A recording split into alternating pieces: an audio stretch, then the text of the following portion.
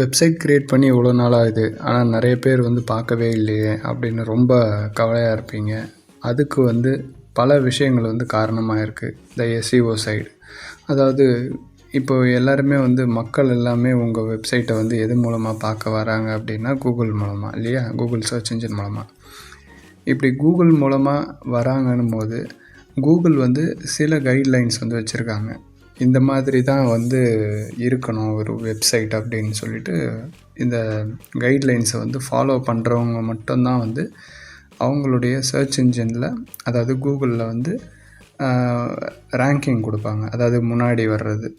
இப்போ நீங்கள் பார்த்தீங்கன்னா கூகுளில் நிறைய பேஜஸ் இருக்கும் இல்லையா, அதில் வந்து first page, second page, third page அந்த மாதிரி வந்து நிறைய பேஜஸ் வந்து போயிட்டே இருக்குது. இதில் வந்து இந்த ஒரு பேஜில் 10 ரேங்கிங்கு, அதாவது 10 வெப்சைட்ஸ் லிஸ்ட் ஆகும். அது வந்து கூகுள் செட்டிங்கில் நம்ம செக் பண்ணிக்கலாம், எத்தனை வெப்சைட் வந்து ஒரு பேஜில் எனக்கு காமிக்கணும் அப்படின்றத. பட் என்னென்னா நமக்கு தேவை என்னென்னா, நம்ம வந்து ஒரு கஸ்டமரோ ஒரு யூஸரோ வந்து தேடும்பொழுது நம்மளுடைய வெப்சைட் வந்து மேலே வந்து நிற்கணும் அப்படின்றது தான். ஸோ இதுக்கு வந்து தடையாக இருக்கிறது என்னது, ஏன் வந்து நம்ம வெப்சைட் வந்து அந்த முதல் இடத்துக்கு வரமாட்டேன்து, இல்லை அட்லீஸ்ட் வந்து அந்த முதல் பக்கத்துக்காவது வரமாட்டேன்து, ஏன் அந்த ஃபஸ்ட்டு பேஜ்லேயாவது நம்மளுடைய வெப்சைட் இருக்க மாட்டேங்குது அப்படின்னு பார்த்திங்கன்னா, இதுக்கு நிறைய கூகுள் வந்து நிறைய காரணங்கள் வந்து இருக்குது. அந்த காரணத்தை எல்லாத்தையுமே வந்து அவங்க வெளியிடுறதில்ல. இருந்தாலும் சர்ச் இன்ஜின் சைடு வந்து சில விஷயங்கள் வந்து அவங்க அப்பப்போ வந்து சொல்கிறாங்க, ஒரு ஐடியாஸ். என்னன்னு பார்த்திங்கன்னா, இப்போது நம்ம வந்து என்ன பண்ணணும், ஒரு எஸ்இஓவாக என்ன பண்ணணும் அப்படின்னு பார்த்திங்கன்னா, சர்ச் இன்டென்ட், இதுதான் நான் வந்து ஃபஸ்ட்டு சொல்லியிருக்கேன். ஃபஸ்ட் பாயிண்ட்டு, இந்த சர்ச் இன்டென்ட்டை வந்து நம்ம ரொம்ப கவனமாக வந்து பார்க்கணும். அதாவது நீங்கள் யூஸ் பண்ணுற அந்த கீவேர்ட்ஸ், இது வந்து மக்கள் எந்த கீவேர்டை யூஸ் பண்ணி வராங்களோ அந்த கீவேர்டு சம்மந்தமாக தான் உங்களுடைய வெப்சைட் கண்டென்ட்டு இருக்கணும். அது தவிர்த்து வேறு ஏதாவது இருந்ததுன்னா அவங்க என்ன பண்ணுவாங்க, இது வந்து நமக்கான வெப்சைட் இல்லைன்னு க்ளோஸ் பண்ணிவிட்டு போயிடுவாங்க. ஒன்று.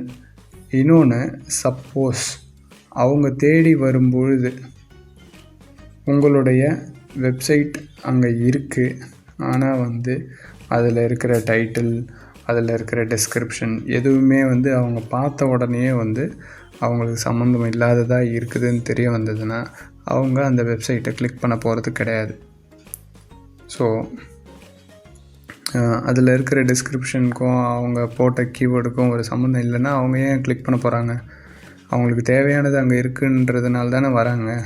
அப்போ உங்கள் வெப்சைட்டில் அதெல்லாம் இல்லை, அந்த டைட்டிலோ டிஸ்கிரிப்ஷனோ இதெல்லாம் வந்து ஒழுங்காக கரெக்டாக இல்லைன்னா அவங்க கண்டிப்பாக வந்து உங்களுடைய வெப்சைட்டை ஓப்பன் பண்ண மாட்டாங்க.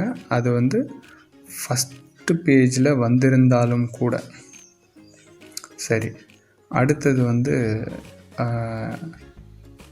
லாங் யூஆர்எல் அப்படின்னு சொல்லி ஒரு விஷயம். அதாவது உங்களுடைய வெப்சைட்டுக்கு வந்து ரொம்ப பெரிய யூஆர்எல் இருக்கும் இல்லையா. இந்த ரொம்ப பெரிய யூஆர்எல் சில டைட்டிலில் அப்படியே தூக்கி போட்டிருப்பாங்க. யூஆர்எல்னால் அந்த மேலே அட்ரஸ் பார் நீங்கள் டைப் பண்ணுவீங்க இல்லையா, வெப்சைட் பேர் ஸ்லாஷ்னு போட்டு அது என்ன பேஜில் இருக்குது அப்படின்ற அந்த டீட்டெயில்ஸ் எல்லாம் வரும். ஸோ அந்த விஷயம் வந்து ரொம்ப பெருசாக இருக்கக்கூடாது. மக்கள் வந்து ரொம்ப எளிதாக நினைவு வச்சுக்கிற மாதிரி இருக்கணும். ரொம்ப பெருசாக இருந்ததுன்னா அது வந்து மக்களுக்கும் ஒரு ஞாபகம் வச்சுக்கிறதுக்கு ஒரு குழப்பமாக இருக்கும். அதே நேரத்தில் சர்ச் இன்ஜினுக்கும் வந்து கொஞ்சம் கஷ்டமாக இருக்கும். ஆனால் இப்போது நவீன காலத்தில் வந்து நிறைய டெக்னாலஜிஸில் எவ்வளோ பெரிய யூஆர்எல்லாக இருந்தாலும் அது சர்ச் இன்ஜின் வந்து கரெக்டாக எடுத்துக்குது. இருந்தாலும் நம்ம மக்களுக்காகவும் பார்க்கணும். அதே நேரத்தில் அடுத்தது பார்த்திங்கன்னா கண்டென்ட் குவாலிட்டி. ஸோ இந்த கண்டென்ட் குவாலிட்டி பிரச்சனையும் இருக்குது. ஸோ இது வந்து என்ன அப்படின்னு பார்த்திங்கன்னா, உங்களுடைய இப்போ நீங்கள் ஒரு தொழில் பண்ணுறீங்க, அந்த தொழிலுக்கான வெப்சைட் தான் இது. உங்கள் தொழிலை பற்றின சரியான தகவல்களை வந்து நீங்கள் கொடுக்கணும். அதை பற்றின ஒரு தரமான தகவலை நீங்கள் கொடுக்கணும். நீங்கள் என்ன தொழில் செய்கிறீங்களோ அதை பற்றின முழு விவரம் வந்து அந்த வெப்சைட்டில் இருக்கணும். அதே நேரத்தில்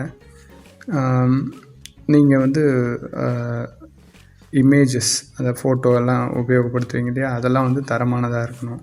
நல்ல ஒரு தரத்தில் அந்த ஃபோட்டோஸ் இருக்கணும். உங்களுடைய தொழிலுக்கு சம்மந்தப்பட்ட ஃபோட்டோவாக இருக்கணும்.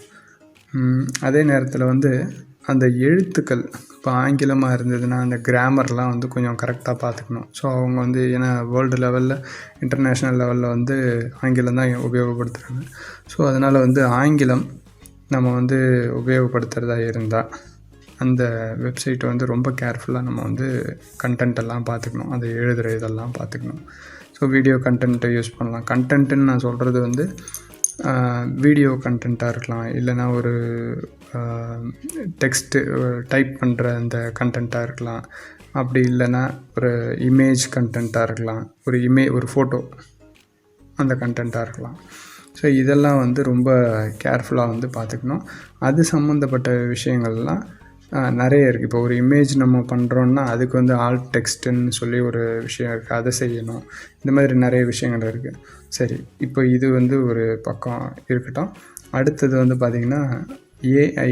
இப்போ வந்து ஏஐ வந்து கண்டென்ட்காக யூஸ் பண்ணிக்கிறாங்க, அதாவது ஆர்டிஃபிஷியல் இன்டெலிஜென்ஸ். இப்போ இந்த கூகுள் வந்து என்ன பண்ணுறாங்கன்னு சொன்னால், ஆர்டிஃபிஷியல் இன்டெலிஜென்ஸுடைய கண்டென்ட்டை நீங்கள் நேரடியாக உபயோகிக்கக்கூடாது அப்படின்னு சொல்லிட்டாங்க.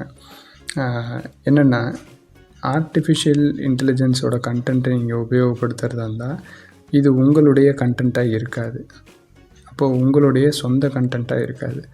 நீங்கள் ஆர்டிஃபிஷியல் இன்டெலிஜென்ஸோட உதவியோடு நீங்கள் கண்டென்ட் எடுத்தால் கூட அதை உங்களுடைய பார்வையில் நீங்கள் மறுபடியும் எழுதணும். எழுதி தான் நீங்கள் அதை போஸ்ட் பண்ணணும். இல்லைனா வந்து திருப்பி நீங்கள் இதே கண்டென்ட்டை அவங்க வந்து செக் பண்ணி பார்த்தாங்கன்னா இது வந்து ஆர்டிஃபிஷியல் இன்டெலிஜென்ஸ் மூலமாக எடுத்த கண்டென்ட் அப்படின்றது அவங்களுக்கு தெரிய வந்துடும். அதனால் உங்கள் வெப்சைட்டை வந்து அவங்க ரேங்கிங் ஃபேக்டர்லேருந்து ஒரு மைனஸ் பண்ணுவாங்கன்னு வச்சுக்கோங்களேன். அதாவது உங்களுக்கு அந்த ஒரு தரத்தை கொடுக்க மாட்டாங்க, அந்த ஒரு வெயிட்டை கொடுக்க மாட்டாங்க. ஒரு நல்ல கண்டென்ட் கொடுத்துருக்காங்க அப்படின்ற அந்த வெயிட்டை கொடுக்காம அது ஒரு நெகட்டிவ் இம்பேக்ட் வந்து ஏற்படுத்தும், ஒரு எதிர்மறையான விளைவை ஏற்படுத்தும். ஸோ அதுவும் ஒரு காரணமாக இருக்கும் உங்களுடைய வெப்சைட்டை காமிக்காமல் இருக்கிறதுக்கு. அடுத்தது கீவேர்ட் ஸ்டஃபிங் அப்படின்னு சொல்லியிருந்தோம். இந்த கீவேர்ட் ஸ்டஃபிங் பார்த்திங்கன்னா, எந்த கீவேர்டு போட்டாலும் நம்மளுடைய வெப்சைட் காமிக்கணும் அப்படின்றதுக்காக சிலர் என்ன பண்ணுவாங்கன்னு பார்த்திங்கன்னா, உங்களுடைய அந்த வெப்சைட், உங்களுடைய தொழிலுக்கான வெப்சைட், அந்த வெப்சைட்டுக்கு ஏற்ற கீவேர்ட்ஸ் எல்லாம் போடாமல் சம்மந்தம் இல்லாமல் இஷ்டத்துக்கு எல்லா விதமான கீவேர்ட்ஸும் போட்டு வைப்பாங்க. ஸோ அந்த மாதிரி கீவேர்ட்ஸ் எல்லாம் போட்டு வைக்கிறது கீவேர்ட் ஸ்டஃபிங்னு சொல்லலாம். அதே நேரத்தில் உங்கள் சம்மந்தப்பட்ட தொழிலாக இருந்தால் கூட அதிகப்படியான கீவேர்ட்ஸை நீங்கள் யூஸ் பண்ணிங்கன்னா அதையும் வந்து கீவேர்ட் ஸ்டஃபிங் அப்படின்னு சொல்லலாம். ஸோ இது ரெண்டுமே வந்து கேர்ஃபுல்லாக பார்த்துக்கணும். ஸோ இதெல்லாம் வந்து ஒரு சில காரணங்கள். இன்னும் பல காரணங்கள் வந்து இருக்குது.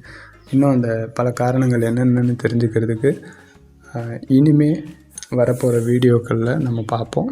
இது கண்டிப்பாக உங்களுக்கு பயனுள்ள தகவலாக இருக்கும் அப்படின்னு நான் நம்புகிறேன். இது மாதிரி நிறைய வீடியோக்கள் வந்து நீங்கள் பார்த்து ஆதரவளிக்கணும். உடனே வந்து உங்களுடைய வெப்சைட்டை வந்து நல்லபடியாக ஹெல்த்தியாக வச்சுக்கணும் அப்படின்னா நீங்கள் வந்து இந்த தகவல்களெல்லாம் அடிக்கடி தெரிஞ்சு வச்சுக்கிறது நல்லது. அதனால் கண்டிப்பாக சப்ஸ்கிரைப் பண்ணுங்கள். பக்கத்தில் இருக்கிற பெல் ஐக்கானை கிளிக் பண்ணிவிட்டு ஆல் அப்படின்றத செலக்ட் பண்ணிக்கோங்க. அப்போ தான் வந்து எல்லா தகவலும் வந்து உங்களுக்கு அடிக்கடி தெரிய வரும்.